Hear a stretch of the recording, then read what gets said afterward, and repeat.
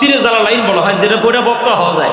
এই তাফসিরে জালালাইনের যিনি লেখক উনি লিখতেছেন ঘটনা, যার তাফসির আমরা পড়ে আপনাদেরকে শোনাই। এই আল্লাহর এই বান্দা ঘটনা লিখতেছেন। আল্লাহর এক বান্দা মক্কায় যাওয়ার পথে রাস্তায় পড়ে মরে গেছে, হার্ট অ্যাটাক করে মরে গেছে। সমস্ত হাজিরা মরুভূমির ভিতরে কি কই পাবে, কাপড় কোথায় পাবে? বলছে সবাই এক কাজ করো, এহরাম তো ডাবল কাপড় কার কার কাছে আছে, একটা করে কাপড় নিয়ে আল্লাহর ওই বান্দাকে 3টা কাপড় দিয়া কবরে শোয়ানো হবে। এখন কবর যে খুঁজতে হইব, সামান পাইব কই? কোদাল নাই। জালালাইনের লেখক বলেন মানুষদেরকে পাঠায় দেওয়া হলো, যাও মরুভূমির পাশে গ্রামগঞ্জ দেখা যায়, একটা কোদাল নিয়ে আসো। কোদাল যায় দেখে কোদাল দিয়ে ভাঙ্গা একটা কোদাল দিয়া একটা বিধবা মানুষ ময়লা সাফ করে। ময়লা আমি আপনাকে বুঝাই দিছি বাবা, কবরে শুয়ে গেলে মানুষ ঠকায় যাওয়া যাবে না, মানুষ ঠকায় গেলে কবরে গিয়ে ঠকতে হয়। জালালাইনের লেখক বলেন মহিলাকে বলা হলো কোদালটা দাও, ওই যে লোক মারা গেছে আমরা জানাজাও পড়ে ফেলছি, মাটি দেব কবর খোঁড়ার মতো আমাদের কোনো সামান নাই। মহিলা কয় আমার বাচ্চা কাচ্চাও নাই, আমার স্বামীও নাই, একটা শর্তে কোদাল দিতে পারি, নিয়ে দাও, আবার আইনা বাড়িতে দিয়ে যাও লাগবো। ওয়াদা করছে, সবাই মিলে ওয়াদা করছে, হ্যাঁ আমরা কোদাল দিয়ে যাবো। সুন্দর করে কবর খনন করা হলো। কবর খনন করে আল্লাহর বান্দাকে শোয়ানো হলো। দ্রুত গতিতে কাজ করতে গিয়া ঘটনাক্রমে কোদালটা কবরের মধ্যে রয়ে গেল। মাটি দেওয়া শেষ, একজন আরেকজনের কয় কোদাল কো, কোদাল তো আরেক বেডির কোদাল, আমরা ওয়াদাবদ্ধ মাটি দিয়ে কোদাল ফেরত দেব। জালালাইনের লেখক লেখেন আমরা সবাই সিদ্ধান্ত নিলাম এখন যদি আমরা কবর খনন করি কোদাল নেওয়ার জন্য, এতে কোনো সমস্যা নাই। মাটি দেওয়ার সময় কারো প্রয়োজনীয় জিনিস যদি কবরে পড়ে যায়, ইচ্ছে করলে কবর খুইরা ওই জিনিসটা বের করা যাবে, এটা না জায়েজ নয়। জালালাইনের লেখক বলেন মানুষের দৌড়ে গিয়ে কবর নতুন করে খনন করো। নতুন করে কবর খনন করার পরে দেখা গেল একটা আগুনের শেকল দিয়া ওই লাশ সহ কোদাল সহ পেঁচায় রাখা হয়েছে।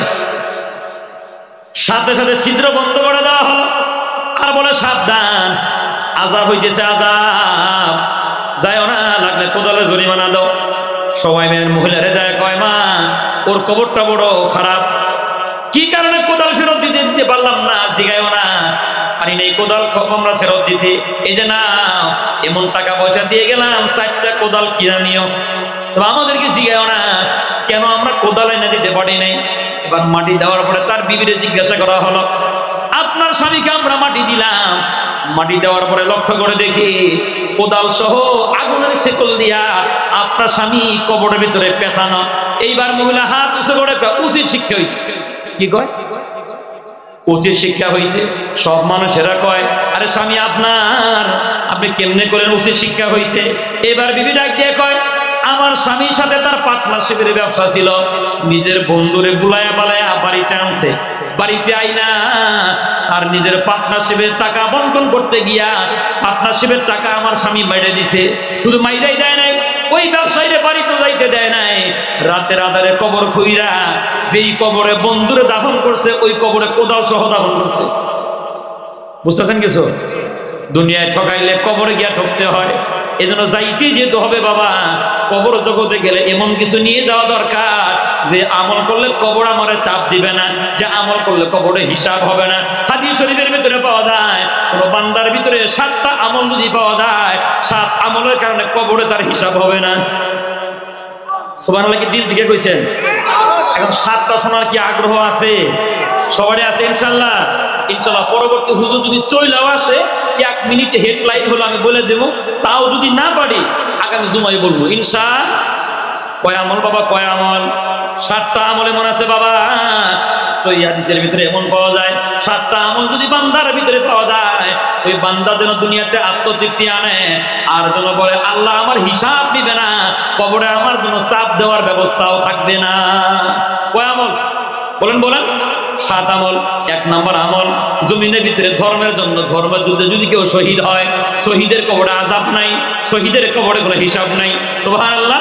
কবি বলেন বমাহাশার গর খোদা পুরসিদ বগো আন্দার জবাবেও শহীদে খঞ্জরে ইশকাত গওয়াহিয়া কাফন্দারাম। আগের হাদিস মিলান, দুনিয়ার জীবন হবে যেমন মরণ হবে তেমন, মরণ হবে যেমন কবরে উঠবে, শহীদেরা কবরে উঠবে, গা দিয়ে রক্ত বের হবে, জামার ভিতরে রক্তের চিহ্ন পাওয়া যাবে। আল্লাহ রাব্বুল আলামিন জিজ্ঞাসা করবেন আরে শহীদের দলেরা তোমাদের গায়ের ভিতরে রক্ত মাখা জামা কেন? শহীদরা বলবে গো মালিক, ধর্মযুদ্ধে শহীদ হয়েছিলাম, শহীদ হওয়ার কারণে আমাদের কাফন দেয় নাই, আমাদের গায়ে যে কাপড় ছিল ওই কাপড় দিয়ে জড়ায়া আমাদেরকে কবর দেওয়া হয়েছে। আল্লাহ খুশি হয় বলবেন শহীদেরা দাঁড়াও, তোমাদের শাহাদতের কারণে ওই রক্তের কারণে আমি আল্লাহ তাআলা কবর আযাব মাফ করে দিয়া বিনা হিসাবে জান্নাতের ফয়সালা করে দিলাম। কয় নাম্বার বলেন, কয় নাম্বার? 1 নাম্বার কাদের হিসাব হবে না? শহীদদের। শহীদদের কি হবে না? শহীদদের কোনো হিসাব হবে না। 2 নাম্বার যারা রাষ্ট্রের পাহারা দেয়, যদি কোনো ডিবি এখানে থেকে থাকেন, পুলিশের গোয়েন্দা কারা থেকে থাকেন, ভালো করে শুনে নেন। যদি কোনো আল্লাহর বান্দা রাষ্ট্রের পাহারা দেয়, স্বাধীন দেশের ভূখণ্ড হেফাজতের জন্য যদি রাত্রি পাহারা দেয়, আর রাত্রি পাহারা দেওয়া অবস্থায় যদি সাপে কাইটা আসমানে গজবে, জমিনে গজবে, রোড অ্যাক্সিডেন্টে যদি কোনো বাহিনী মারা যায়, আল্লাহ তাআলা তার কোনো হিসাব নিবে না। ঈমান থাকা জরুরি না? না জরুরি? কয় না, কয় না? আর যদি এমন ঈমান হয়, রাত পাহারা দেয় কথা ঠিক, গাড়ি চাক্কায় লাট মারে, চাক্কার বিট নাই, সাইড করেন, গাড়ি সাইড করার পরে কয় 3000 টাকার একটা মামলা নিয়ে যান। কিরম পাহারাদার দেখা? ও চাক্কার বিট খোঁজে, আমার কত মহব্বত করে।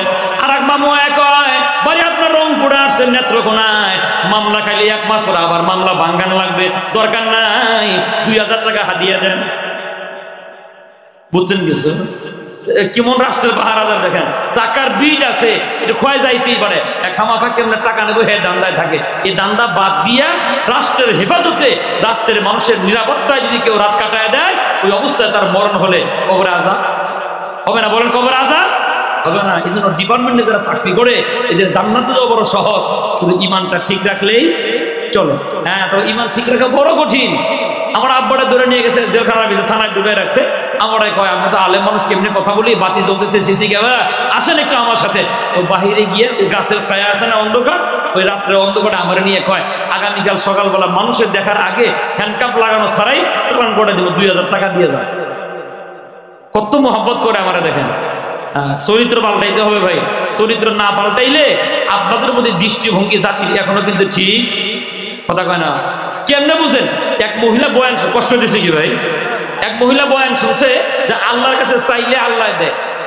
বাড়িতে গিয়ে হাত উঠে দোয়া করে, আল্লাহ আমি একান্ত গরিব মানুষ, নিতান্তই গরিব, সংসার চালানো বড় কষ্ট হয়, আল্লাহ আমার 1 লাখ টাকা দাও, সংসার যেন ভালো করে চালাইতে পারি। কয় লাখ? এখন দোয়া করে, দোয়া করতে করতে একবার চিন্তা করলেন এখন কেমনে আল্লাহরে পৌঁছাই। কাগজে কলম নিয়ে এবার সিডি লেখে, বরাবর আল্লাহ। কার কাছে লেখে? গ্রামগঞ্জের মা তো এর খুব সহজ সরল, লেখে বরাবর আল্লাহ আমি নিতান্ত গরিব মানুষ, যদি আমার 1 লাখ টাকা দেন সন্তানগুলা নিয়ে সংসারটা ভালো চলবে। সুন্দর করে চিঠি লেখা আল্লাহর কাছে কেমনে পৌঁছায় দিবে। এবার তার বাড়িতে কবুতর ছিল, কবুতর দেখে বড় খুশি, বা কাগজটা যদি কবুতরের পায়ে বাঁধা দে, উড়ে গেলে ফেরেশতারা টান দিয়ে সিরা আল্লাহর কাছে দিব, আর আল্লাহ আমারে 1 লাখ টাকা দিব। ওহন কবুতরের পায়ে কাগজ বান্ধা, কবুতর তো আকাশে উড়ে বেড়ায়। আর এক পুলিশ অফিসারে চা খায় খোলা আকাশের নিচে, কবুতর দেখে তো মাথা ব্যথা। আর এজাহারভুক্ত আসামির নাম গোপন করে কিনা, কবুতরের পায়ে চিঠি কেন, গুলি করে কবুতর মেরে লাইছে। তখন কবুতর জমিনে পড়ছে, কাগজটা নিয়ে দেখে এক অসহায় মহিলার চিঠি, বরাবর আল্লাহ। একবার তো সহজ সরল মানুষ হইব। এবার কনস্টেবল বললে তুই কয় টাকা দে, বাড়ি যা বউরে কয় তুমি কয় টাকা দাও, আমিও দিই, সব মিলিয়ে চান্দা কালেকশন করে টাকা হয়েছে 50,000। কয় হাজার? বেড়ি চাইছে কত? 1 লাখ। এই 50,000 টাকা নিয়ে তখন দেখো মা এই যে নেও, তুমি খুব গরিব মানুষ। এবার বেড়ি টাকা কিনছে কয় হাজার? কয় না, কয় হাজার? 50,000। এখন একবার টাকার দিকে তাকায়, একবার পুলিশ অফিসারের দিকে তাকায়, আর একবার আসমানের দিকে তাকায়। তাকাইতে তাকাইতে বলে ফেলাইছে আল্লাহ টাকাটা তোমার কাছেই চাইছিলাম, না হয় আরো 10,000 তুমি কম দিতে, হেরে দিয়ে বাড়াইছে। বুঝেন?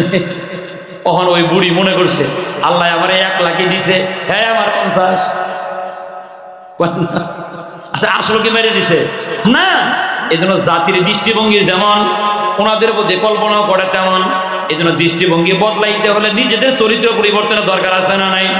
এই যে মজার হাদিস শুনে যান, আল্লাহ নবী বলেন রাষ্ট্রের পাহারাদার করতে গিয়া, রাষ্ট্রের মানুষের নিরাপত্তা দিতে গিয়া যদি কোনো পুলিশ অফিসারের মরণ হয়, যদি নিরাপত্তা বাহিনীর কারো মরণ হয়, আল্লাহ তাআলা কবরে তার আযাব দিবে না, বিনা হিসাবে আল্লাহ তার জান্নাতের মালিকানা দিয়ে দেয়। আমলটা ভালো না খারাপ? হ্যাঁ, তবে খুব কঠিন কাজ এটা। কারণ কি জানেন, রাস্তায় লেগুনা আটকায়া 10 টাকা নেয়। আর আমরা মনে কয় আরে হুজুরে রাস্তায় রাস্তায় মাইকিং করে টাকা নেয়, রাস্তায় রাস্তায় গাড়ি আটকায় টাকা নেয়। তোমরা যে লেগুনার কাছ থেকে 10 টাকা নিলে ওটা কি হাদিয়ে নিছো? কথা কয় না। সারাক্ষণ দেখবেন কিছু ওলামা একরাম বিদ্বেষী হয়, সারাক্ষণ শুধু সমালোচনা করে, চায়ের বাজার হোক আর যেখানে হোক। যদি রাস্তা দিয়ে হুজুর যায় 4-5 জন কই যে দেখ পাইছে দাওয়াত বাইঙ্গে জুড়ে দিতেছে, নাউজুবিল্লাহ কয় না। আর যদি একটু আস্তে আস্তে হাঁটে, হুজুর খাওয়া কি বেশি হয়ে গেছে, কই যাইবেন? তখন যদি জোরে জোরে যায়, ওই দেখ হুশ নাই, দাওয়াত দিচ্ছেন বেশি খাইছে তাও দোষ, কম খাইলে তাও দোষ। দুপুরবেলা বেলা ঠান্ডা লাগছে, নাক বন্ধ, খাইতে পারে না, যা কিছু দিচ্ছেন খাইছে, অল্প একটু খাই পাই জায়গা মুখে রুচি নাই। কয় না আসল কথা কন, আর একটা আছে। হ্যাঁ গেলে খোঁচা মারার তালে আর একটা আছে।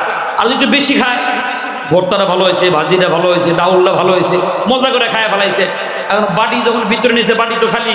বই কয় একটা হুজুর এত ভাত খাইলো, কইস না, খাইতে খাইতে পেটটা ফুটবল বানায় গেছে। কম খাইলেও দোষ, বেশি খাইলেও দোষ, রাস্তা আস্তে হাঁটলেও দোষ, জোরে হাঁটলেও দোষ। আবার দেখবেন ইমামতি আর এক জ্বালা, লম্বা সূরা কইলেও দোষ, ছোট্ট সূরা কইলেও দোষ। খুব ভালো করে বুঝেন, ইমামে রমজান মাসে চিন্তা করছে যে ইফতার থুইয়া বসছে, নষ্ট হয়ে যাবো, তাড়াতাড়ি নামাজটা শেষ করে সুন্দর করে আমি আবার খাবো না। আর নামাজে দাঁড়ায় গেছে, আগে বড় সূরা পড়াটাই না পেরে ডিস্টার্ব করছে। ঘটনা করবে মসজিদের সভাপতি আবার মুরব্বী মানুষ, এরা আমার সভাপতি, এরা আগে কয়ে নিলাম, তো মুরব্বী মানুষ, ইফতার খায় আস্তে আস্তে আইতে দেরি হয়েছে, ইবনে আতাইলে ডিস্টার্ব করছে না, হ্যাঁ 1 রাকাত পায় নাই।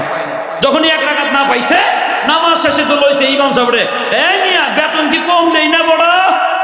1 রাকাত পায় নাই, এত সুদা সুরা খুলেন কে? মানে ইমাম সাহেব ঠিক আছে, সামনে থেকে ভালো হয়ে যাবে। মনে ফজরের নামাজ শুরু হয়েছে, ইমাম সাহেব এইবার শুরু করছে আম্মা ইয়াতাসালুন, মানে পাক্কা 1 পৃষ্ঠা।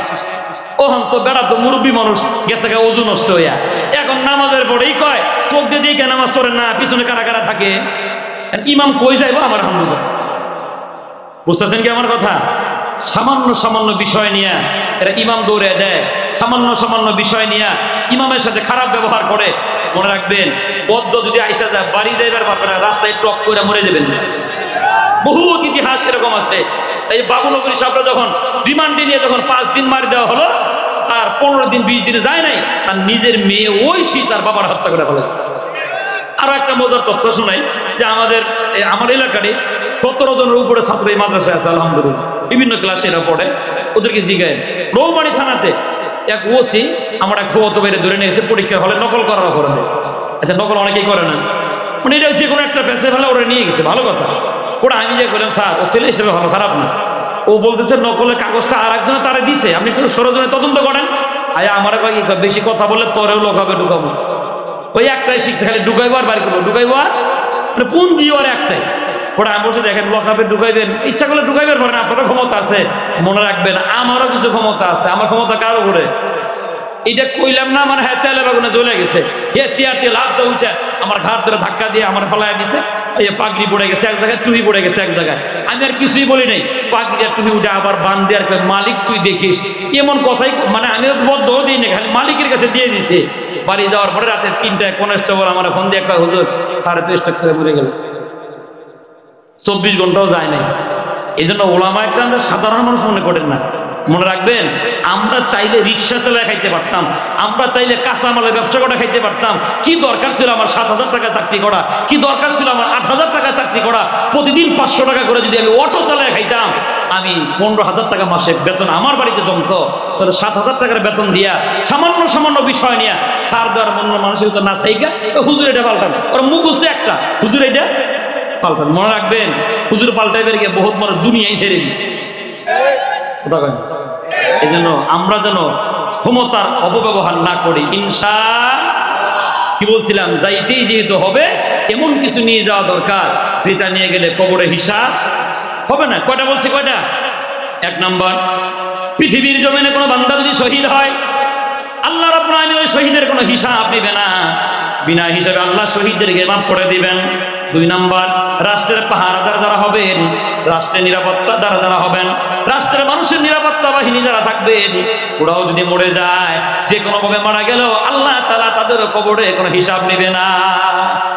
3 নাম্বার, কয় নাম্বার বলেন বলেন, কয় নাম্বার? 3 নাম্বার, দুনিয়ার জমিনে কেউ যদি কোরআনকে মহব্বত করে, শুনতেছেন আমার কথা? মনোযোগ আছে তো? কারে মহব্বত করে? কোরআনকে কেউ যদি মহব্বত করে, সামান্য সময় তার যদি গুনাহ থাকে, ওই গুনাহের কারণে আল্লাহ তাআলা তার আযাব দিবেন। আযাবটা হবে হালকার উপরে ঝাপসা। হালকার উপরে ঝাপসা বুঝেন? বাস্তবতা বোঝার জন্য আবার আমার চাচার কথা বলি। বিগত 16 বছরের ক্ষমতা থাকার কারণে চাচার মামলা ছিল, কিন্তু গ্রেফতারি পরোয়ানা হয় নাই। নিয়মিত ট্যাবলেটের ব্যবসা করতো, নিয়মিত গাঞ্জার ব্যবসা করতো, এখন সব মামলা লাগতেছে। আগে লাগলো না কেন? ক্ষমতা থাকার কারণে। তাহলে আগেও কিন্তু তদন্ত হয়েছে, সুষ্ঠু তদন্ত হয় নাই, গ্রেফতারি পরোয়ানা হয় নাই, ক্ষমতা শেষ, গ্রেফতারি পরোয়ানা চালু হয়ে গেছে। এই জন্য ওলামা একরাম বলেন, শহীদ বলেন, এদের আমল নামা যদি ছোট্ট ছোট গুনাহ থাকে, আল্লাহ তাআলা সাত্তার নাম নিয়ে বলবেন, এ আমার নাম সাত্তার। এদিকে হাদিস আসছে, মুসলিম শরীফের হাদিস, এক জাহান্নামীকে আল্লাহ ডাকবেন, এদিকে কই যাস? আমার ফয়সালা জাহান্নামে, আমি তো জাহান্নামেই যাই। দুনিয়ায় কোনো ভালো মানুষের লোকের সম্পর্ক ছিল না, মুসলিম শরীফের হাদিস শোনাই দিছি। তখন ওই লোকে বলে একটু মনে করে দেখি, মনে করতে করতে করতে করতে এরকম কিছু মানুষ পাওয়া যাবে, ওই লোকের সাথে সে ভালো কাজ করতো। নামগুলো বলবে, আল্লাহ আমি অমুক অমুক লোকের লোকে ঘুরে ভালো ভালো কাজ করতাম। ফিরিস্তারা সাক্ষী দিবে, আল্লাহ হ্যাঁ এই লোকগুলো ভালো ভালো কাজ করতেন। আল্লাহ রাব্বুল আমিন বলবেন, ওর ভালো কাজগুলো সামনে আন, আর আমার সাত্তার নামটা সামনে নিয়ে পেছনে দিয়ে মাফ করে দিই, মাফ করে দিই। এই জন্য ওই ওয়াবতাগু ইলাইহিল ওয়াসিলা, এমন এমন কিছু আমল সামনে দাঁড় করাও যে আমলকে ওসিলা করে আল্লাহ মাফ করে দিই। ওই একটা আমল হলো কোরআনকে মহব্বত করা। আল্লাহ নবী বলেন, যখন ওই মৃত্যু ব্যক্তি কবরে শোয়ানো হয়, জাআল কোরআন ইনদা রাসিহি, আরো একটা riwayat এমন আসছে, সবুজ রঙের পাখি হইয়া ওই মৃত্যু ব্যক্তির বুকের মধ্যে বসে যায়, ডানা দিয়ে আগলায় রাখে, আর বলে, আল্লাহর বান্দা ভয় পাও না, আমি সাধারণ কোনো পাখি না, আমি তোমার কোরআন তেলাওয়াতের সওয়াব, সূরা মুলকের তেলাওয়াতের সওয়াব, ভয় পাও না। এই কবরটা যতক্ষণ জান্নাতের বাগান না হবে, ততক্ষণ পর্যন্ত আমার সুপারিশ বন্ধ হবে না। কোরআন আইসা আগলায় রাখবে, আর বলবে এটা কোরআনওয়ালা। কি ওলা বলেন? কোরআনওয়ালা। এবার ফেরেশতারা কবরে ঢোকে। আর একটা হাদিস এরকম আসছে, জাআল কোরআন ইনদা রাসিহি ওয়াস সালাতু আন ইয়ামিনিহি ওয়াস সিয়ামু আন শিমালিহি ওয়া সাইরুল হাসানাত ইনদা রিজলিহি।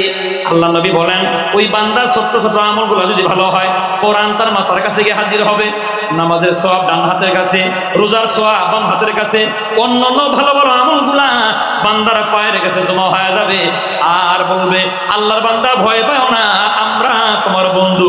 সুবহানাল্লাহ। ফেরেশতারা কবরে ঢোকে, কোরআন বলে সাবধান, রোজা বলে সাবধান, নামাজ বলে সাবধান, সদকার আমল বলে সাবধান, ঢোকার কোনো দরকার নাই। ফেরেশতারা রিটার্ন যায়, ও মালিক, এমন একটা বান্দারে কবরে শোয়াইছে, ঢোকার অনুমতি নেই। আল্লাহ রাব্বুল আমিন বলেন, আবার যাও, আমার ওই বান্দাকে জান্নাতের সুসংবাদ দিয়া এরপরে তার সওয়াল জবাব করা। কোনো হিসাব কয় না, কয় না, কোনো হিসাব নাই। কার? কোরআনওয়ালা। বলেন কার? কোরআনওয়ালা। কোরআনের মহব্বত এমন একটা আমল বাবা, এমন হতে পারে একদিনও যদি কোনো বান্দা কোরআনকে মহব্বত করে বিদায় হয়, ওই একদিনের আমলটাও তার জন্য নাজাতের উসিলা হওয়ার সম্ভাবনা আছে। থানবী রাহমাতুল্লাহি আলাইহি লেখেন, একজন মদে মাতাল মানুষ সারাক্ষণ মদ খেয়ে পড়ে থাকতো, বাজার থেকে জ্ঞান ফিরছে, বাড়ির কথা মনে হয়ে গেল, হাঁটি হাঁটি পা পা করে জঙ্গলের ভিতর দিয়ে যখন রওনা হয়, দেখতেছেন একটা ঘরের ভিতরে কান্নার আওয়াজ, ঘরের ভিতরে কাঁদতেছে, শক্ত করে আওয়াজ দেয়, বাবা দরজা খোলো। দেখতেছি এক হাতে আল্লাহর কোরআন, আর এক হাতে বাতি নিয়ে আল্লাহর বান্দা কাঁদতেছে। ছোট্ট মাসুম বাচ্চা, ছোট্ট মানুষ, ওর কান্না দেখে আমাদের মাথার বড় মায়া লেগে গেছে। এ আল্লাহর বান্দা কাঁদতেছো কেন? ছোট্ট মানুষ কান্দে, আর কয়, বাবা আমি বড় এতিম, আমার দুনিয়াতে মা নাই, বাবা নাই, মানুষের টাকা দিয়ে বাতির তেল কিনে পড়াশোনা করি, বাবা বাতির তেল শেষ হয়ে গেছে, আল্লাহর কোরআন তেলাওয়াত করি, তেলাওয়াত করতে পারি না, আগামীকাল সবক মুখস্থ হয় নাই, মদে মাতালে মনে বড় মায়া লেগে গেছে, জীবন ভর কত টাকা মদ খায় উড়ে দিলাম, এ আর আল্লাহর বান্দা কোরআন তেলাওয়াতের বাতির তেল নাই, এ বাবা দাও তোমার বাতি। মদে মাতাল বাতি নিয়ে বাজার দিকে রওনা হয়, কেউ না দেখলেও কে দেখে?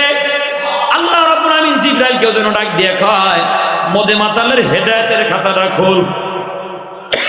হেদায়েতের মালিক আল্লাহ রাব্বুল আমিন বলেন, ইন্নাকা লান তাহদি মান আহবাবতা ওয়ালাকিন্নাল্লাহা ইয়াহদি মান ইয়াশা। আল্লাহ রাব্বুল আলামিন বললেন, ওগো পয়গম্বর, আপনি যারা মহব্বত করেন চাইলে তারা হেদায়েত দিতে পারবেন না। খাজানা আমি আল্লাহর হাতে, আমি যারা চাই তারা হেদায়েত দিতে পারে। আল্লাহ যেন হেদায়েতের খাতা জিবরাইল দিয়ে খোলাইছেন। মধ্যে মাতাল দোকানে গেলেন, বাতির তেল ভরলেন, দোকানদারে কয় জ্বালায় দাও। দোকানদারে কয় এই যে ম্যাচ নেন আপনি জ্বালান।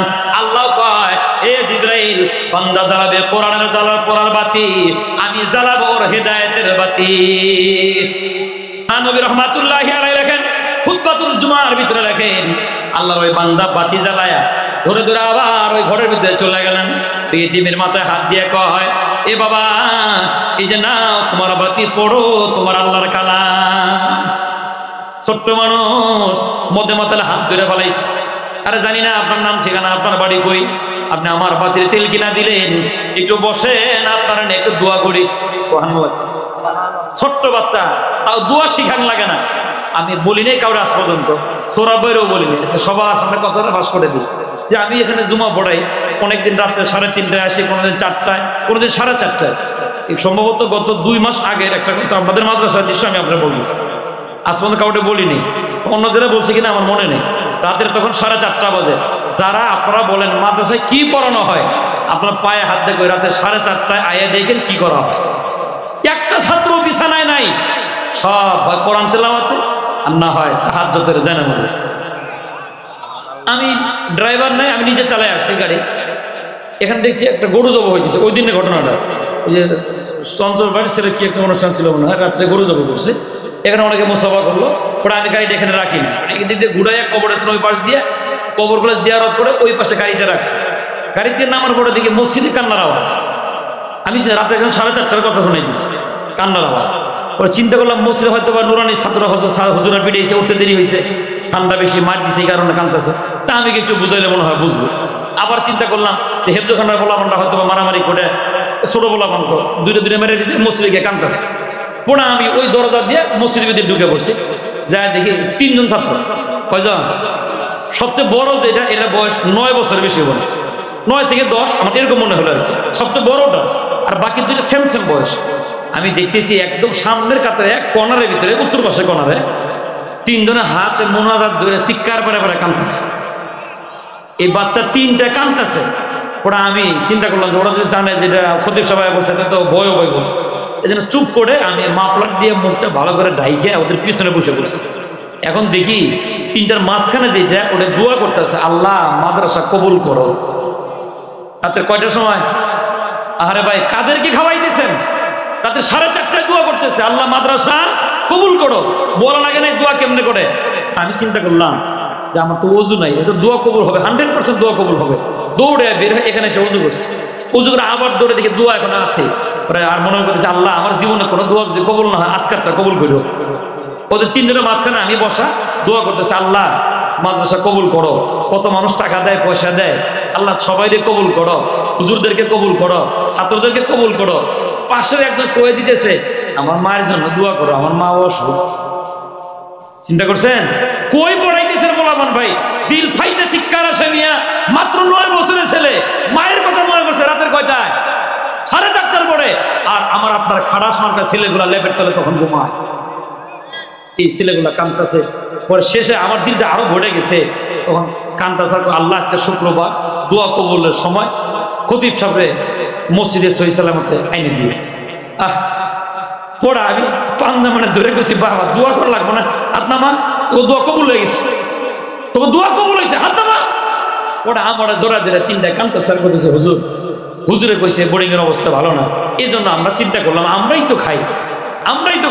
ওই 3টার ভিতরে একটা আমি খুব ভালো পরিচিত, ওর আরেকটা ইতিহাস আছে। মাদ্রাসা যেদিন বন্ধ, বৃহস্পতিবার ছিল, শুক্রবার আমি মসজিদে আয় দেখি, সকালবেলা আসছি গাড়িতে, লোকালে তখন আসছি, আইসে দেখি ওই মসজিদের দোতলায় উঠছে, দেখি দোতলা খোলা, একটা ছেলে উপুট হইয়া চারদিকে ঘুমাই গেছে, কেউ নাই। তখন আমার কি যেন একটা প্রয়োজন, আমি ওটা বাবা উঠো, উঠে দেখি চোখ মুছতেছে, ছোট্ট ছেলে চোখ মুছে। আমি বললাম বাবা কাঁদতেছিস কেন? কারণ আমার ধরে একটা, হুজুর সবাই বাড়িতে গেছে, আমার যাওয়ার জায়গা নেই, আমার যাওয়ার জায়গা নেই। জিজ্ঞাসা কেন? আমার তো মাও নাই, বাবাও নাই, আমি তো এতিম, যাবো। চাচার বাড়িতে থাকতাম, চাচার ফোন দিছি, চাচাকে আমরা বাড়িতে নেই, আমি যাবো কই, এজন্য যাই নাই, হুজুরও বলিনি। ওরা আমি ওরা সাথে করে নিয়ে আমার ময়মনসিংহ যে মাদ্রাসায় ওরা 4 দিন রেখে আবার মাদ্রাসায় পাঠিয়ে দিচ্ছে। অসহায় আপনাদের এখানে আছে, এজন্য আমলের সুযোগ যেহেতু আসছে ভাই, কোরআন মাথার কাছে আসে, একদিনের আমল জিন্দেগিও কামিয়াব হয়ে যেতে পারে। দেখেন মধ্যে মাতাল কয়দিনের আমল, কয়টা আমল। ছোট্ট মানুষ হাত কান ধরে কয় আল্লাহর বান্দা যায়ও না, তোমার নিয়ে একটু দোয়া করে দেই। মধ্যে মাতাল হাত উঠাইছে, আল্লাহর ওই বান্দাও হাত উঠাইছে, রাত গভীর, কোরআন কারীম ঘরে রাখার পরে আকাশের দিকে তাকায় বলে ওরা মালিক জানি না কোন মায়ের সন্তান আমি পর্যন্ত আইনা দিলা, আয় আল্লাহ গভীর রাত্রে দোয়াটা কবুল করো। তোমার যে বান্দা কোরআন পড়া বাতি জ্বালাইছে, আল্লাহ তার হেদায়েতের খাতা বাতি জ্বালাইয়া দাও। মাসুম বাচ্চারা দোয়া আল্লাহ কবুল করে নিলেন। আল্লাহর বান্দা বাড়িতে গেলেন, বাড়ি যাওয়ার পরে দরজা খোলা মাত্রই হার্ট অ্যাটাক করে পড়ে গেছে। রাস্তায় যে ঘটনা পৃথিবীর কেউ জানে না, এমনকি তার ঘরের বিবিও জানে না। আল্লাহর বান্দা দুনিয়া থেকে বিদায় হয়ে গেলেন। সকালবেলা বিবি চিৎকার করে কাঁদেন আর বলেন, এ মুসলমানেরা আসো, আমার স্বামী যদিও মদে মাতাল কিন্তু মুসলমানের সন্তান, জানাজাটা পরে একটু মাটি দাও। কোনো মানুষ আসে না, জানাজাও পড়ে না, সারাদিন লাশটা আঙ্গিনায় পড়ে থাকলো। সন্ধ্যা যখন ঘনায় আসে, ওই এলাকার যুবকেরা বলে শোনো, লাশটা যদি বাড়িতে ফুলে যায়, ফাইটা যায়, তাহলে তো সমস্যা হয়ে যাবে, আমাদের অবস্থা এমন হয়ে যাবে আমরা গ্রামে থাকতে পারবো না। ওরা হাতে পায়ে রশি বাঁধা আল্লাহর এই বান্দাকে টাইনা শেষরে জঙ্গলের ভিতরে রেখে আসলো। কেউ জানা জানে, তা জানেন কে? ওই রাত্রে আল্লাহ রাব্বুল আলামিন সমস্ত আল্লাহর ওলিদেরকে স্বপ্ন দেখাইলেন। আর কত ঘুমাইবা, যায় দেখো আমার এক মাহবুব বান্দা ওই জঙ্গলের ভিতরে পড়ে আছে, ওর হাতে পায়ে রশি বান্ধা। ফজরের নামাজের পরে সমস্ত আল্লাহর ওলিরা এক জায়গায় বসার পরে স্বপ্নের কথা বলে। একজন বলা মাত্র আর একজনে কয় স্বপ্নটা আমিও দেখেছি, আর একজনে কয় স্বপ্ন আমিও দেখলাম, চলো জঙ্গলের তারাশে বের হয়ে যাই। জঙ্গলে গিয়ে তালাশ করা শুরু করে দিলেন। গিয়ে খুঁজতে খুঁজতে জঙ্গলের এক প্রান্তে গিয়ে দেখেন আল্লাহর এক বান্দা পড়ে আছে, হাতে পায়ের ভিতরে রশি বান্ধা। দেখা মাত্র একজনে কয় লা হাওলা ওয়ালা কুওয়াতা মাগর কাইসা বাশার হায়, লা হাওলা ওয়ালা কুওয়াতা মগর কিসা বশর হায়, সুরাতে ইনসান মগর দুম তো নেহি হায়। আয় আল্লাহ কেমন মানুষ বন্ধু বানাইলা, সবাই স্বপ্ন দেখলাম এটা তোমার বন্ধু, মুখে তো দাড়ি। আর একজনে কয় আর ওয়াজ বাদ দাও, কবিতা বাদ দাও, স্বপ্ন যেহেতু মিলে গেছে রাইখা যাওয়া যাবে না, হয়তো গোপনে কোনো আমল আল্লাহ কবুল করে নিছেন, চলো না ওরা গোসল দেই। মধ্যে মাতালদের গোসল দিয়া জানাজা নামাজ তৈরি হয়ে গেছে। মানুষদেরকে ডাকে, মানুষেরা আসে না, কয় না মধ্যে মাতাল আমরা যাবো না, আপনারাই পড়ান। অমনি দেখা গেল দূর থেকে কে যেন সাদা পাঞ্জাবি পড়া দৌড়ে আসে। দেখা গেল এটা মাদ্রাসার ছাত্র। হুজুর এখানে জানাজা, কয় হা মাইয়াত পুরুষ না মহিলা? পুরুষ। দেখার নাম হ্যাঁ দেখো। আল্লাহর এই বান্দা গিয়ে কাপড় সরাইলেন, চেহারা দেখা মাত্র চিৎকার জমিনে পড়ে গেছে। মাথার ভিতরে পানি দেওয়ার পরে সমস্ত ওলামা একরাম জিজ্ঞাসা করে, বাবা এই লোকটা তোমার আত্মীয় স্বজন? কয় না। রক্ত সম্পর্কের কেউ? কয় না। কয় তাহলে দেখে তুমি বেহুশ হইলা কেন? আল্লাহর বান্দা ডাক দিয়ে কয়, হুজুর আপনারা জানেন না, আল্লাহর এই বান্দা গত রাত্রে আমার কোরআন তেলাওয়াতের বাতির তেল কিনে দিছে। আল্লাহর এই বান্দা শুধু বাতির তেল কিনে দেয় নাই, তার এই দুইটা হাত আমার মাথার উপরে দিয়া আল্লাহর বান্দা ওয়াদা করে গেছে, আমাকে বলে গেছে কাঁদতে হবে না, আমি দুনিয়ায় বাঁচবো যতদিন তোমার এই কোরআন তেলাওয়াত করার বাতির তেল কিনা দিব ততদিন। এই যে বান্দা পড়ে গেছে, আমার বাতির তেল আজকে শেষ হলে কে কিনা দিবে? অমনি হুজুরেরা সমস্ত মানুষদেরকে বলে, শোনো বাহ্যিক দৃষ্টিতে কাউকে দেখা খারাপ মন্তব্য করিও না, অন্তরের মালিক আল্লাহ। বাহ্যিক দৃষ্টিতে লোকটা বেনামাজে ওরে খারাপ ভাষায় গালি দিও না, এমন হতে পারে ওর অন্যান্য ভালো ভালো অনেক আমল আছে, এক সময় নামাজ পড়া শুরু করলে আল্লাহর বন্ধ হয়ে যাবে। তুমি যে ওরে গালি দিলা, এই গালির জবাব তুমি কেমনে দিবা? এই জন্য কোনো বান্দার গালি দেওয়া যাবে না।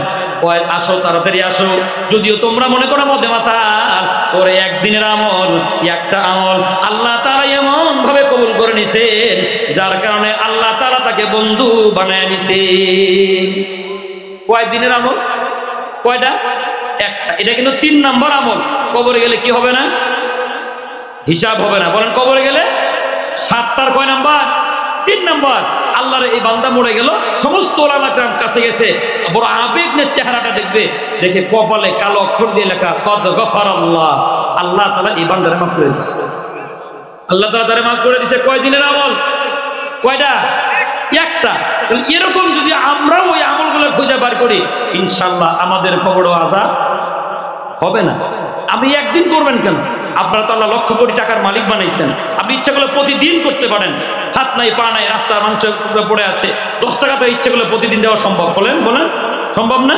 রিক্সাওয়ালা ওটা ভাড়া 30 টাকা দিচ্ছেন, আর 5 টাকা প্রতিদিন কিন্তু বাড়ায় দেওয়া সম্ভব। এজন্য ভাই আমি প্রতিদিন আপনার কাছে চাচ্ছি না, মাসে একবার। বলেন মাসে কয়বার? একবার। যারা অনেক টাকা বেতন পান, মা বাবার অনেক টাকা পয়সা আপনার কাছে গচ্ছিত আছে, অনেক জমিনের মালিক, একটু প্রাণ খুলে ওইভাবে নিয়াত করেন, বাঁচবো যতদিন এই এতিমখানায় অসহায় ছাত্রদের জন্য আমি 1 বস্তা করে চাউল দিব ততদিন। জি, এমন একটা আমল করে দেন, দুনিয়ার জিন্দেগি হবে যেমন, মরণ হবে তেমন। ফেরেশতারা মরার পরে আর কারে আযাব দেয়? প্রত্যেক মাসে 1 বস্তা করে চাউল দিতে মাদ্রাসায়। ইনশাআল্লাহ আছেন কেউ?